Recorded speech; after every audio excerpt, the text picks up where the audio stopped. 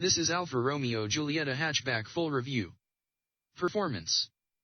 The Giulietta has a wide range of engines, all of which are turbocharged, and even the least powerful ones gives decent performance. Petrol fans can choose from 1.4S with either 118 or 168 bhp, or a 237 bhp 1.7 that's fast enough to frighten all but the hottest hatches. Ride and handling. You can tailor the Giulietta's accelerator and steering responses by selecting between 3 modes.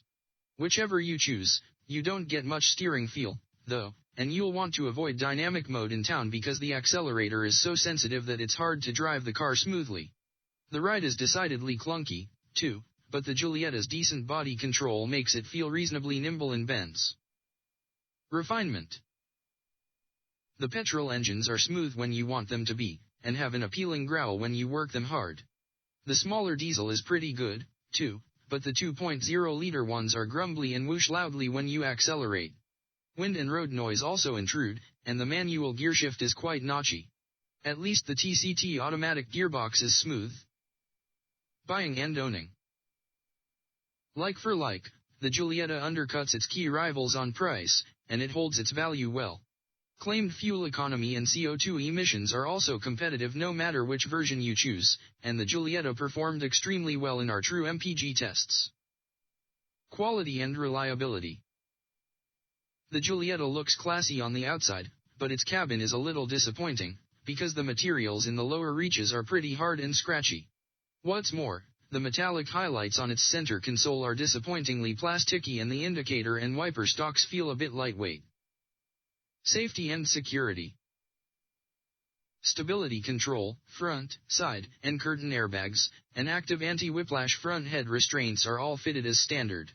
What's more, the Giulietta was awarded an excellent score in its Euro NCAP crash test.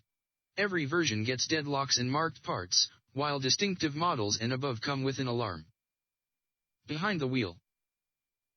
The Giulietta's pedals are all at different heights, which means it's more difficult than it should be to move from one to another, while the clutch is very close to the center console, so you can't rest your left foot alongside. To make matters worse, the seats don't hold you in place particularly well and the steering wheel is too high, even when it's in its lowest setting. Space and practicality. The Giulietta is longer than a VW Golf but, although there's plenty of space up front, rear head, and knee room are below average for the class. The door pockets are also pretty small, but there's some useful oddment storage between the front seats. Boot space is no better than reasonable, and there's a high lip to load items over. Equipment. Entry-level progression cars come with air conditioning, alloy wheels, DAB radio and Bluetooth. We'd go for distinctive spec, which adds dual-zone climate control, rear parking sensors and cruise control. The more expensive versions look sportier and are well equipped, but the cheaper models are the better buys.